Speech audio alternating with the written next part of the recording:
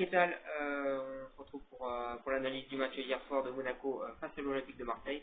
Je suis désolé si vous avez un problème avec la luminosité sur cette vidéo, honnêtement, moi aussi. Donc voilà sur ça. Donc pour en revenir au match, en premier je vais analyser le match des Monégasques et en deuxième celui des Marseillais. Donc les Monégasques, on les a vus en début de match plutôt essayer de défendre et de procéder par contre-attaque, ce qui en début de match a plutôt bien marché vu qu'ils ont réussi à mettre 2 buts dans les 30 premières minutes. Et on a vu que vers l'avant ça allait très vite côté Monégasque et on a vu que ça allait très vite et qu'il y avait des bonnes choses. Il y a eu Golovin qui a apporté offensivement, il y a eu Ben Yedder qui a fait un bon match offensivement sur ces 30 premières minutes, il y a eu Slimani qui a fait des choses aussi intéressantes.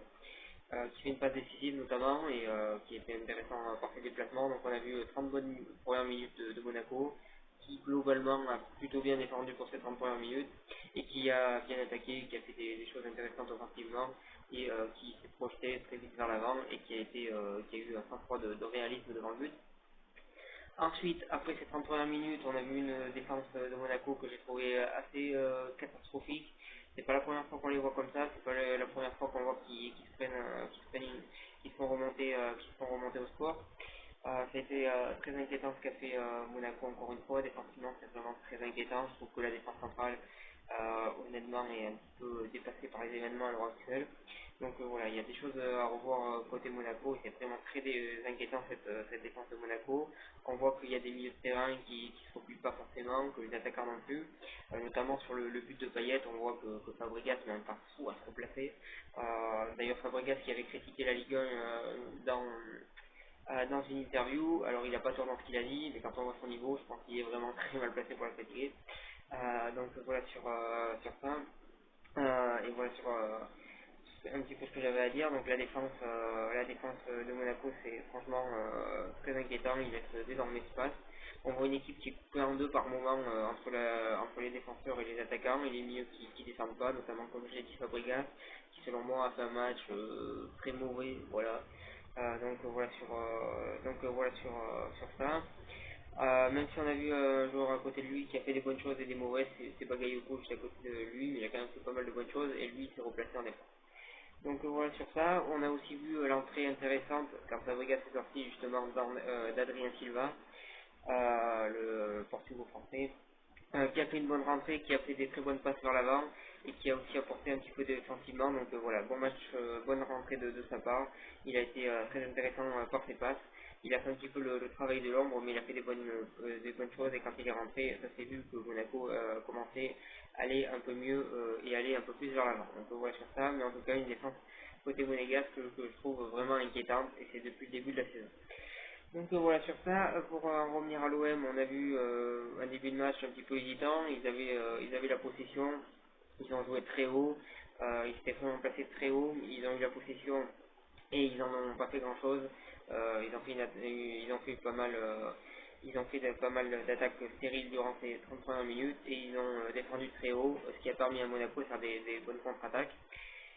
Donc voilà sur ça, c'était aussi inquiétant en première mi-temps cette équipe de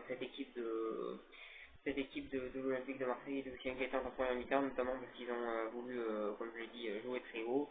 Du coup ça a permis à Monaco de se créer des espaces et en attaque durant les 30 premières minutes ils n'ont pas vraiment eu l'occasion. Donc voilà sur ça, c'était hésitant ce début de match marseillais. Ensuite il y a eu, après ces 30 premières minutes, il y a eu des bonnes offensives du côté de Marseille. Benedetto qui a été bon devant le but, qui met la première occasion qu'il a à mettre. Qui est intéressant par ses déplacements, qui en fin de match n'a pas hésité à venir défendre aussi, qui est intéressant par ses passes et le fait qu'il rentre dans le jeu. Donc voilà, c'est un bon joueur pour l'instant, c'est un bon joueur que je connaissais un petit peu parce que ça m'arrive de regarder les matchs du championnat argentin et particulièrement de Boca Junior, mais c'est un bon joueur qui pour l'instant confirme en Ligue 1. Donc pour lui ça dure pour l'Olympique de Marseille et en tout cas il fait des bonnes performances. Donc voilà sur ça. Donc après on a vu un OM qui a continué, qui a fait des choses intéressantes en attaque, même si j'ai trouvé que jusqu'à la mi-temps il jouait beaucoup trop haut. En deuxième mi-temps c'était plus intéressant. On a vu un Olympique de Marseille jouer un petit peu moins haut. La défense a reculé et tant mieux.